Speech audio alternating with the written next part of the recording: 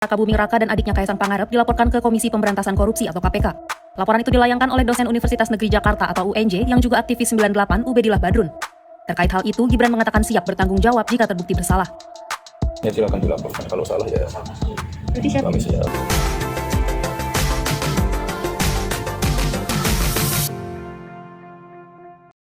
Munafik, pelapor Gibran dan Kaisang ternyata penjilat Rizal Ramli. Artikel ditulis oleh X Hardi.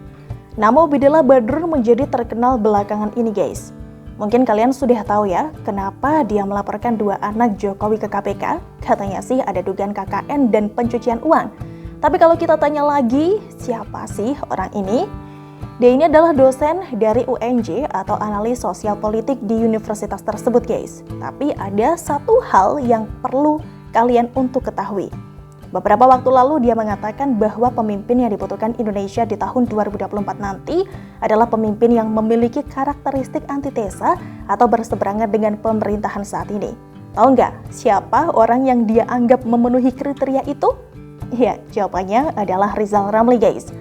Ubedillah anggap rakyat sudah bosan ya dengan dramaturgi politik, pencitraan dan juga janji palsu.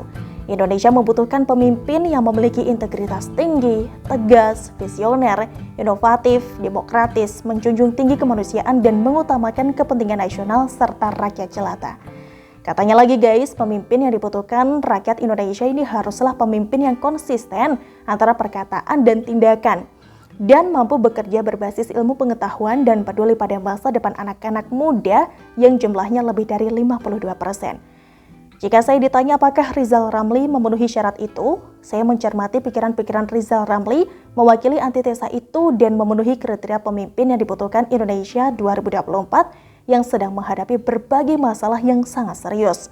Katanya seperti itu guys. Menurut dia nih, track record Rizal Ramli sudah terbukti bahwa dengan keilmuannya, dia gak hanya bekerja dengan basis ilmu pengetahuan yang dimiliki, tetapi juga inovatif ya dalam menghadapi tantangan. Saya kira anak-anak muda saat ini makin suka dengan pemimpin model tegas terang-terangan seperti Rizal Ramli. Ada kejujuran yang kuat dalam sikap tegasnya, katanya lagi seperti itu guys. Nah, kesimpulan untuk orang awam adalah Ubedillah ini adalah seorang pemuja atau bisa dibilang penjilat Rizal Ramli. Sama seperti Musni Umar yang begitu memuja Anies, gak peduli meski dia ini dibully habis-habisan dan bertingkah konyol dengan gelar rektornya. Memang guys, belakangan ini banyak sekali orang-orang yang membuat laporan tidak jelas ya. Salah satunya adalah Ubedillah yang melaporkan Gibran dan juga Kaisang. Sementara itu, Poros Nasional Pemberantasan Korupsi atau PNPK juga melaporkan sejumlah nama ke KPK yang salah satunya adalah Ahok.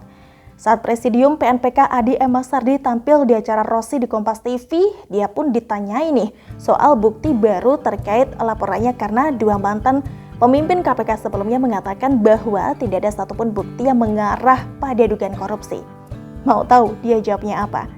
Dia bilang tidak membawa bukti baru guys atas dugaan keterlibatan Ahok.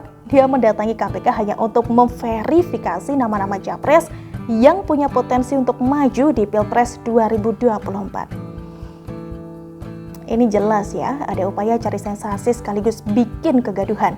Manuver Ubedillah dan PNPK ini kentara sekali, ada kaitannya dengan strategi politik. Memang guys, siapapun bisa ya melaporkan siapapun, tapi kalau Ubedillah sudah memuja Rizal Ramli layak jadi presiden, nah ini sudah lain ceritanya. Dulu ada rektor yang menjilat gubernur, sekarang ada dosen yang juga menjilat Rizal Ramli. Rizal Ramli saking tidak tahan lagi mau jadi presiden, pernah meminta dukungan lewat Google Form. Ngototnya terlalu kentara guys, pengen banget jadi presiden sampai harus ngemis dukungan. Minta orang lain memujinya setinggi langit, menggugat presidential threshold agar jadi 0%. Memuji diri sendiri bisa menyelamatkan negara ini dari berbagai masalah.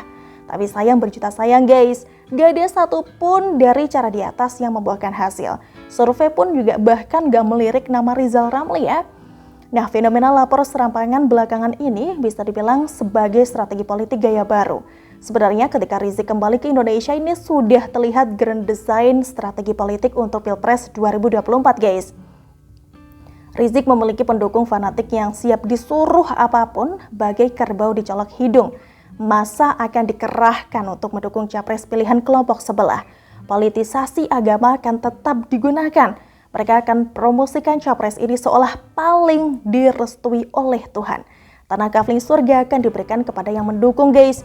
Yang gak mau mendukung akan diancam pakai azab. Mayat disuruh mandi dan kuburkan diri sendiri. Kejadian konyol di Pilpres 2015 akan kembali diulangi, guys. Penjual agama akan menjual produk lama yang dikemas dengan gaya baru. Tapi sayang, guys, Rizik dikandangkan ya karena terlalu petentang-petenteng. Bahkan wadah pendukungnya yaitu FPI pun juga sudah dihancurkan. Praktis, kelompok sebelah pun bingung karena penggerak massa sudah ditangkap. Sebenarnya ada opsi sementara yaitu mengganti Rizik dengan Bahar Smith. Bahar ini dianggap memiliki karakter keras dan ugal-ugalan yang mirip dengan Rizik, guys. Tapi sayang, baru saja dibebaskan, dia malah ditangkap lagi karena kasus hoaks. Kelompok sebelah pun menjadi semakin pusing, bahkan panik, guys. Kalau gak ada solusi pengganti mereka, maka politisasi agama sulit dijalankan. Tanpa mereka, massa sulit dikerahkan karena mirip anak ayam kocar-kacir kehilangan induk. Jadi, apa yang harus dilakukan? Dalam kondisi seperti ini, guys, kubu Jokowi justru terlihat sangat powerful ya. Di sisi lain, kelompok sebelah pun juga makin gak dapat simpati dan harga diri dari publik.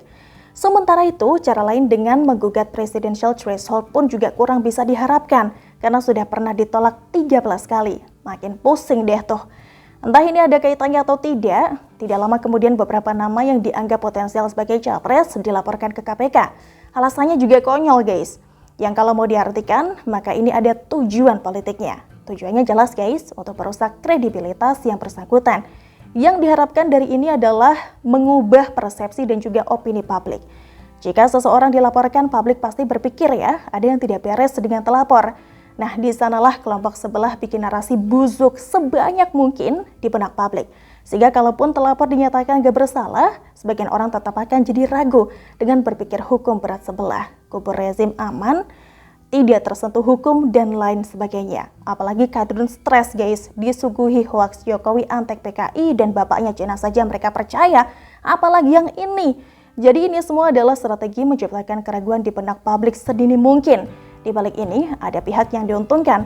Dalam waktu dekat semua ini akan terkuak dengan sendirinya sekaligus bisa ditarik benang merahnya. Sama seperti Ubedillah yang melaporkan dua anak Jokowi yang ternyata memuji Rizal Ramli. Gak lama lagi kita akan lihat nih siapa yang berada di balik semua ini. Mereka mungkin terbukti ya tidak punya hal bagus yang bisa ditawarkan ke publik. Makanya terpaksa bermain di isu agama dan pakai cara pengecut untuk berkuasa. Bagaimana menurut Anda? Saat itu kedua putra Jokowi diduga memiliki perusahaan dan bergabung dengan PT SM. Menurut dia, dugaan korupsi, kolusi, dan nepotisme KKN tersebut sangat jelas melibatkan Gibran, Kaesang, dan anak petinggi PT SM, yakni AP. Hal itu kata dia dapat dibuktikan karena adanya suntikan dana penyertaan modal dari perusahaan Ventura.